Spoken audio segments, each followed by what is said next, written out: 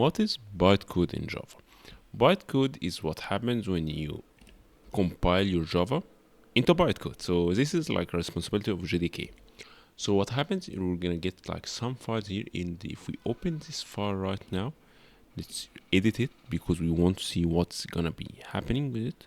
So let's open it with Visual Studio Code right now to see how internally, like, okay, open anyway, built-in.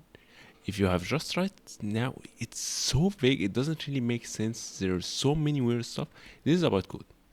See, this is what Java Virtual Machine uses in order to work.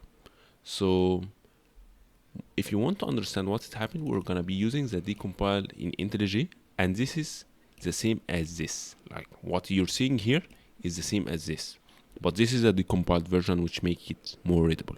This is basically the bytecode.